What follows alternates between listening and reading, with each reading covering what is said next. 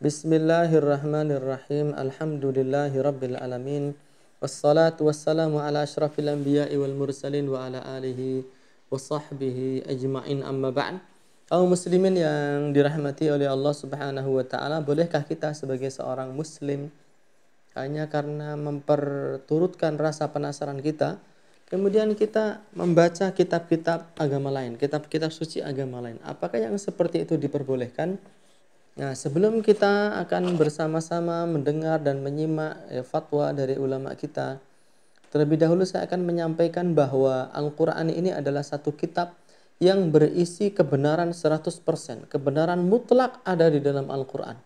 Allah Subhanahu wa taala berfirman, "La ya'tihil batilu min baini yadayhi wala min khalfih." Al-Quran itu tidak datang di dalamnya kebatilan, baik dari arah depan maupun dari arah belakang. Di dalam ayat lain Allah Subhanahu wa taala berfirman, "Walau kana min indi ghairillah lawajadu fihi ikhtilafan katsira."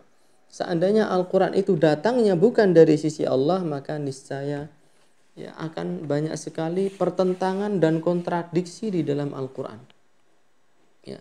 Tatkala kita sudah meyakini kebenaran Al-Qur'an dan Al-Qur'an itu senantiasa dijaga oleh Allah, Allah Ta'ala mengatakan, "Inna nahnu nazzalna dzikra wa inna lahu lahafidun."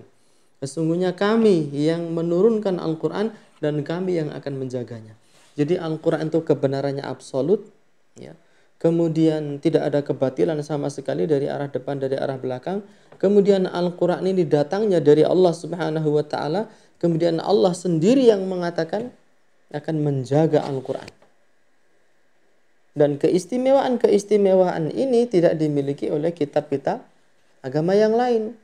Kalau kita sudah memahami hal ini, maka cukup bagi kita mempelajari Al-Quran, membacanya, ya, kemudian membaca tafsirnya, kemudian mengamalkannya. Seandainya seluruh hidup kita digunakan untuk mempelajari Al-Quran, niscaya tidak akan habis ilmu yang ada di dalamnya. Tapi mengapa kita memilih untuk meninggalkan sesuatu yang sudah jelas-jelas benar, kemudian menyelami kitab-kitab yang tidak dijamin kebenarannya oleh Allah Subhanahu wa taala. Sehingga tidak selayaknya seorang muslim hanya karena penasaran kemudian dia ingin membaca kitab-kitab agama lain. Bagaimana nanti kalau dia terkena syubhat, kemudian timbul rasa keraguan di dalam dirinya hanya karena terlalu banyak menelaah kitab-kitab agama lain, sedangkan kitab sendiri kita tidak mempelajarinya. Kecuali bagi orang-orang yang ingin mempelajari kitab-kitab agama lain untuk menjelaskan kesalahan, untuk menjelaskan kekeliruan yang ada di dalamnya, menerangkan kebenaran, hakikat kebenaran yang sesungguhnya, maka mereka diperbolehkan. Hal serupalah yang dinyatakan oleh Al-Imam Abdul Aziz bin Abdullah bin Baz rahimahullahu ta'ala tatkala beliau ditanya dengan satu pertanyaan, apakah kita boleh membaca kitab agama selain Islam disebabkan karena suka menelaah dan ingin berkenalan dengan agama-agama lain. Beliau menjawab dalam fatwa beliau, La yanbaghi qira'atut Taurah walal Injil. Tidak sepantasnya seorang muslim membaca kitab Taurat dan Injil wala ghairiha, maupun kitab yang lainnya. Li'annaha qad turithu syakkan wa syubhah. Karena pembacaan itu terkadang bisa menimbulkan keraguan dan juga syubhat. War Rasul, dan Rasul sallallahu alaihi wasallam ruwiya anhu, diriwayatkan dari beliau, annahu lamma ra'a Umar, tatkala beliau melihat Umar ibn al-Khattab yaqra'u fi syai'in minat Taurah, membaca beberapa bagian dari kitab Taurah, qala, beliau bersabda, afi syakkin ya ibn al-Khattab, apakah engkau masih memiliki keraguan wahai anaknya al-Khattab? Laqad ji'tukum biha bayda'a naqiyyah, sungguh aku telah datang kepada kalian dengan membawa hidayah yang terang benderang, yang putih bersih. Lau kana Musa hayyan ma wasi'ahu illa tibai, seandainya Musa itu hidup, maka dia tidak akan memiliki peluang kecuali dia harus mengikuti aku, kata Nabi.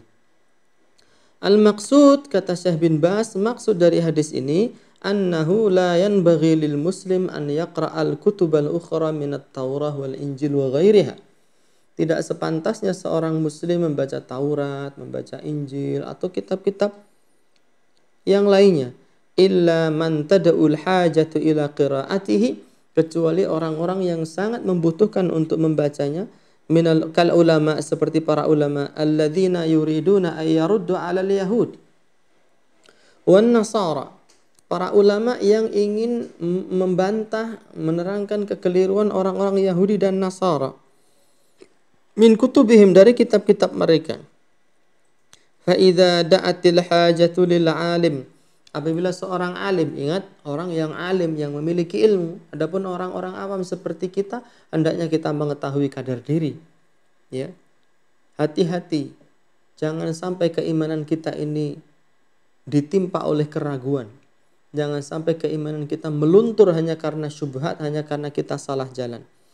Adapun bagi para alim yang memiliki kebutuhan, alladzi yaruddu alaihim, untuk membantah mereka, wa yubayyinu abatilahum, dan menerangkan kebatilan-kebatilan mereka, an yuraji'a kutubahum, mereka boleh untuk mentelaah kitab-kitab mereka.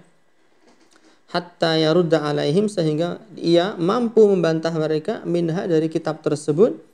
Fala ba'sa indal hajati li ahlil ilmi wal basirah, maka tidak mengapa ya bagi orang-orang yang memiliki ilmu dan basirah untuk melakukannya.